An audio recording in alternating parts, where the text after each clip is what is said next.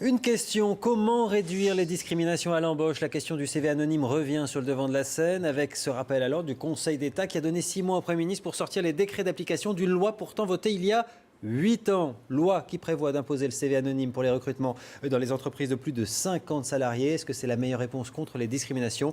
On va en parler avec Najwa Arduini El Atfani. Bonsoir.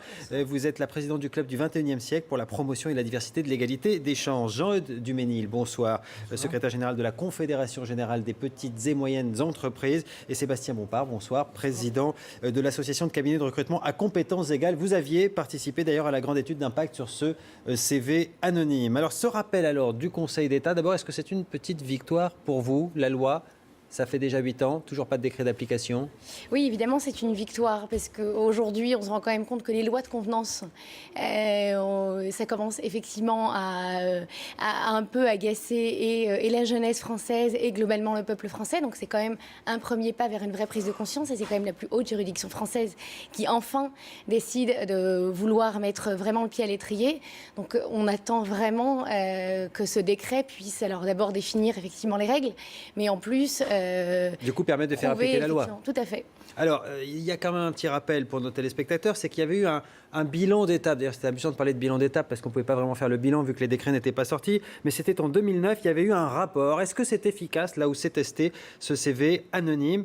Et voilà ce que ça avait donné. Regardez en chiffres, hein, c'est tout simple. L'accès à l'entretien d'embauche avec un CV nominatif, eh bien, il y avait 9,6% des candidats issus de l'immigration qui avaient accès à l'entretien d'embauche alors que leur nom était mentionné sur le CV. 11,9% pour les autres candidats. Regardez avec le CV anonyme ce que ça donne. Ça chute pour les candidats issus de l'immigration. 4,6% seulement ont eu leur entretien d'embauche. En revanche, ça monte pour les autres candidats. Conclusion du rapport, eh bien, le CV anonyme pénalise les candidats issus de l'immigration ou qui résident dans les quartiers sensibles. C'est ce que vous aviez constaté quand vous aviez participé à cette étude?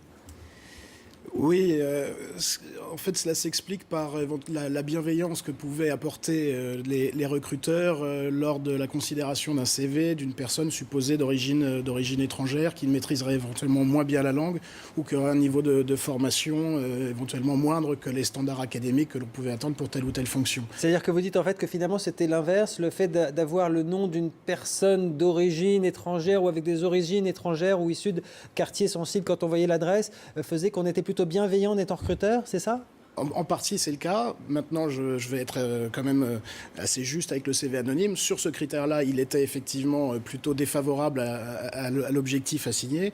Et en revanche, il était plutôt favorable sur la discrimination liée au genre ou à l'âge. Qu'est-ce que vous répondez à cet argument-là? Alors, ce que je réponds, c'est qu'effectivement, dans ce rapport qui a été mis en place par Pôle emploi et l'ICREST, c'est quand même que c'était des entreprises qui étaient volontaires. Donc, les entreprises qui ont accepté de jouer le jeu étaient des entreprises effectivement bienveillantes.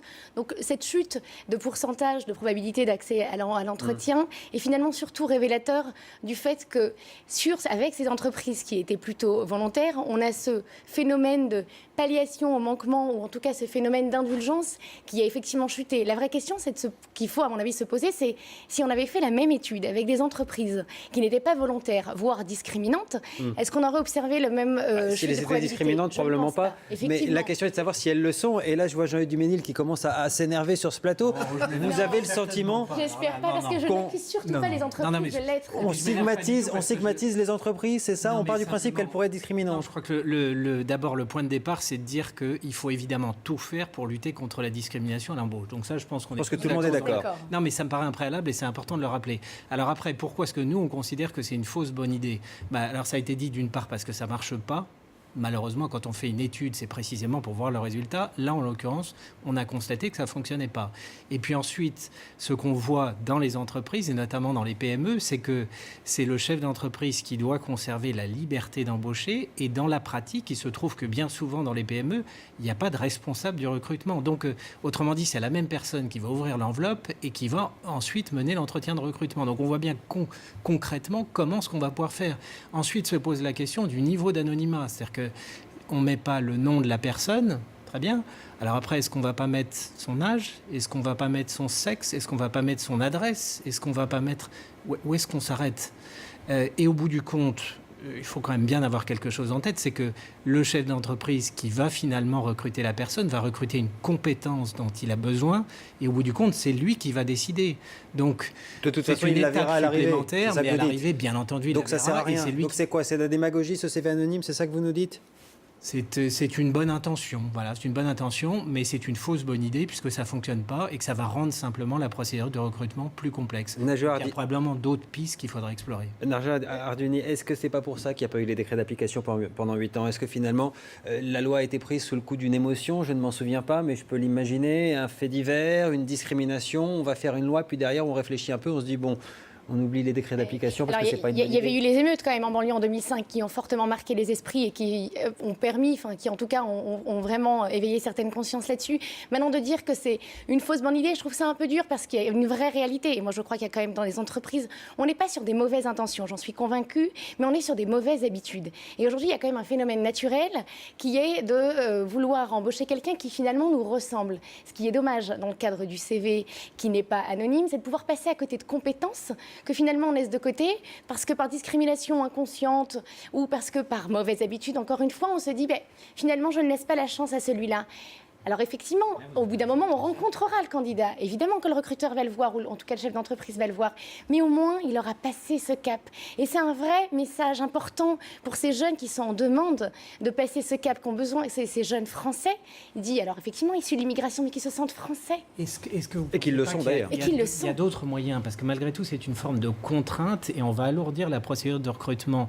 Nous, on considère que oui, il peut y avoir une difficulté dans certains cas, mais on est favorable plutôt à avoir des incitations. Il y a des associations, par exemple, qui mènent des actions de parrainage pour des jeunes issus de l'immigration, de la diversité, notamment des jeunes diplômés d'ailleurs, qui ont du mal à trouver un job à cause de leur couleur ou de leur origine. Le club 21e siècle agit aussi sur ces... Ça, c'est une excellente idée qu'on puisse parrainer ces jeunes, faire profiter d'un réseau que peut avoir le chef d'entreprise pour les accompagner. Voilà, ça, c'est positif. Najwa Ardini, est-ce que vous avez raconté votre histoire? J'ai vu quelques portraits de vous dans la presse, effectivement. Oui. Vous dites que c'était pas facile, hein, vous pouviez être discriminé socialement, vous pouviez être discriminé en relation avec vos origines ethniques. Pour autant, vous faites prépa HEC, si je ne me trompe pas, maths P, et finalement, toutes les portes s'ouvrent par vos diplômes et non pas parce que vous n'aviez pas votre nom sur votre CV. Non, alors effectivement, c'est vrai ce que vous dites. Et en même temps, c'est très drôle, j'y pensais avant de venir et je me suis rendu compte que le premier pas, moi, qui m'a fait entrer dans le monde du BTP, dans l'entreprise Vinci dans laquelle je suis, c'était un forum d'école. Qui n'est pas forcément très ouvert aux femmes, de surcroît. Alors,